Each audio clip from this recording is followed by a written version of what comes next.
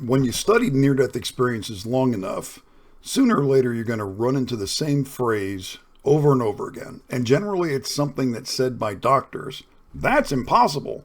What they're talking about is situations where, and when they come back, they are magically cured from whatever disease it was that killed them. For example, there was a woman who had tumors the size of lemons throughout her entire lymphatic system. All of her organs were shutting down. She was in a coma for 35 hours. 5 weeks later, completely cancer-free.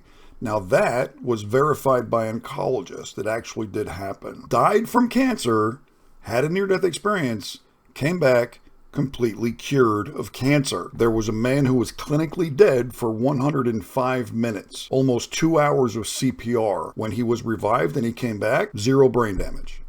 Explain that one to me. Here's another one. Here's a neurosurgeon whose brain was being eaten by bacteria, and he died from it. After his near-death experience, the brain actually grew back. Explain that one to me. So today we're going to be talking about people who literally died, had a near-death experience, then had a miracle cure after their near-death experience. And it's something that science and doctors, all of these cases are just things that science and doctors just simply cannot explain because it doesn't fit human physical body biology. It shouldn't happen. As a strategic analyst, then you get that boredom, but that becomes the whole ball game because it's not random noise. It gets repetitive. It's the same thing over and over and over again. And the fabrications don't converge. The data does. So once that master pattern is established, then I start looking for outliers. Start looking for what I call subsets in the data. These are the things that are not part of the standard experience from the overall near-death experience. And this is what I call specialized folders in the subsets of the data. Today, the one that we're looking at is miracle cures. People that had near-death experience come back healed, and they shouldn't have. That should not have happened. And here's another way to look at it. When you're watching the news at night, you're not going to see a news story that says, and then the plane landed without incident. It was completely boring. The plane took off, the plane landed, nothing happened. Nothing to see here, folks. That's not news, okay?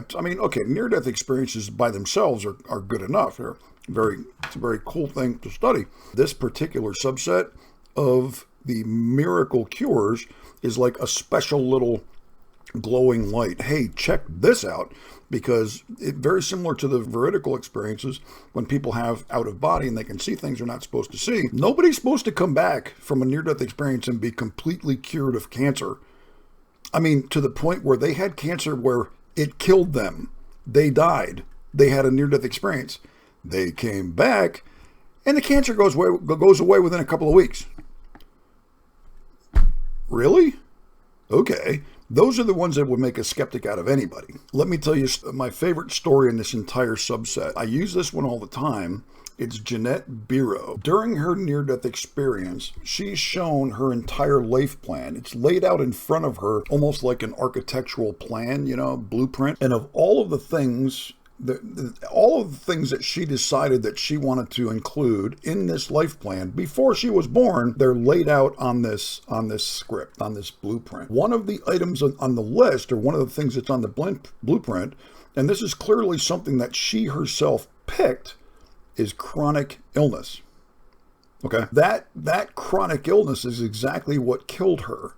The fact that she had chronic illness is the reason why she had a near-death experience in the first place. During her near-death experience, they just said, hey, and she saw that. They reached down, and I love this. They literally like flip a circuit breaker or change it and turn the thing off. And she's like, and she herself can't believe it. She's like, that's it? It's like, yep. So it's like flipping a switch. And then guess what? She wakes up after her near-death experience, and she is completely healed. She is healed of the chronic illness. Again, that killed her. So that should not happen. That's a pretty neat trick, right? And what makes her account so valuable to me as an analyst, it doesn't just say I was healed. It describes the exact mechanism when looking at her own life plan, the life plan that she created. It shows that she herself just went boop and turned it off, just like turning off a light switch. Now, Jeanette is just one account, and I walked through 9 different documented case files. And I mean documented. There's charts, there's scans, there's biopsies, there's named physicians on the record. Just to give you a taste, Anita Morjani, She had stage 4 lymphoma. Her organs were shutting down. She was cancer-free in 5 weeks. Dr. Mary Neal is an orthopedic surgeon. She knows exactly what 30 minutes without oxygen would do to a human brain.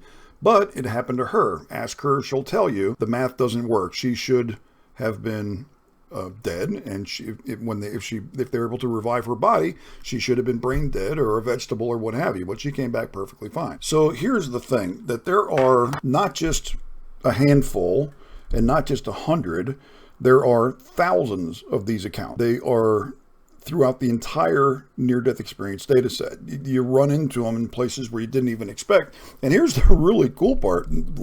Earlier this week on Tuesday, I was doing an article about near-death experiences in India. And the thrust of the initial part of that research was, well, in India, they're different. Well, it's really that they're not. When you strip away the cultural way of saying things, it basically comes down to the same stuff. But in that one like most famous Indian near-death experience account that I looked at, there was one of these miraculous cure events in that account that the initial researchers had basically glossed over and ignored it. And again, it was the same thing. The guy had died from a fever. He was sick, and that's what killed him. So during his near-death experience, he brings it up to the spirit guides. He's like, hey man, could you guys, he's just like doing the normal thing that anybody would do.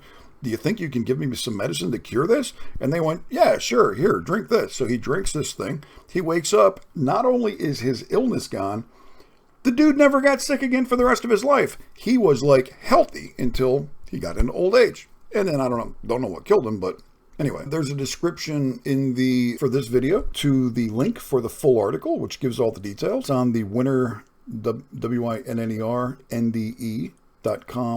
website. So please check that out. There's also a link to get the book.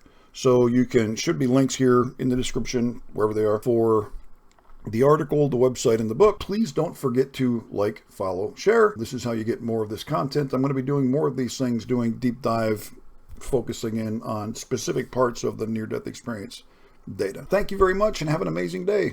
Thanks again. Bye now.